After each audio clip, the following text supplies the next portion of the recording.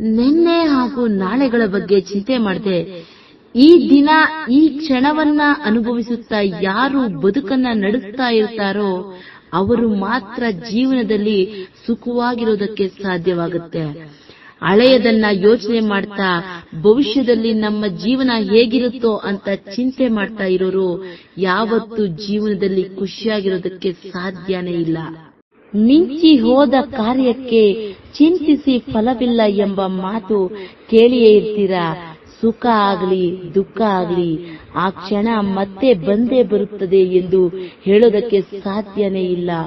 ಜೀವನದಲ್ಲಿ 100ರಲ್ಲಿ 99 ಜನರು ಈ ರೀತಿ ಕಳೆದು ಹೋದ ವಿಚಾರಗಳ ಬಗ್ಗೆ ಯೋಚನೆ ಮಾಡಿಯೇ ಇನ್ನಷ್ಟು ದುಃಖಿತರಾಗಿ ಇರ್ತಾರೆ. ಅದರಿಂದ ಇನ್ನಷ್ಟು ನೋವು ಅನುಭವಿಸುತ್ತಾರೆ ಹೊರತು ಯಾವತ್ತಿಗೂ ಅವರಿಗೆ ಖುಷಿ ಸಿಗೋದಿಲ್ಲ.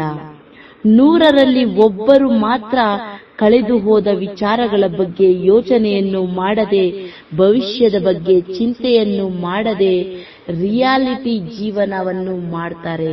ನಾವೆಲ್ಲರೂ ಆ ಒಬ್ಬರಂತೆ ಇರಬೇಕು. ನಾನು ಹಾಗೆ ಮಾಡಿದರೆ ಚೆನ್ನಾಗಿರುತ್ತಿತ್ತು, ಹೀಗೆ ಮಾಡಿದರೆ ಚೆನ್ನಾಗಿರುತ್ತಿತ್ತು, ಈ ರೀತಿ ಇದ್ದರೆ ನನ್ನ ಜೀವನ ಅದ್ಭುತವಾಗಿರುತ್ತದೆ ಎಂದು ಯೋಚಿಸುತ್ತಾ ಕೂತರೆ ಮನುಷ್ಯ ತನ್ನ ಜೀವನವನ್ನು ಇನ್ನಷ್ಟು ಹಾಳು ಮಾಡಿಕೊಳ್ಳುತ್ತಾನೆ. ಆದರೆ ಭೂತಕಾಲವು ಆ ಕ್ಷಣ ಮಾತ್ರ.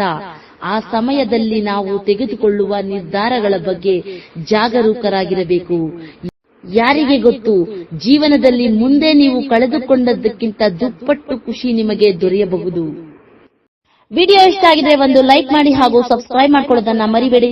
ನಮಸ್ಕಾರ, ಸಿಗೋಣ ಮುಂದಿನ ವಿಡಿಯೋದಲ್ಲಿ. Love you all, bye.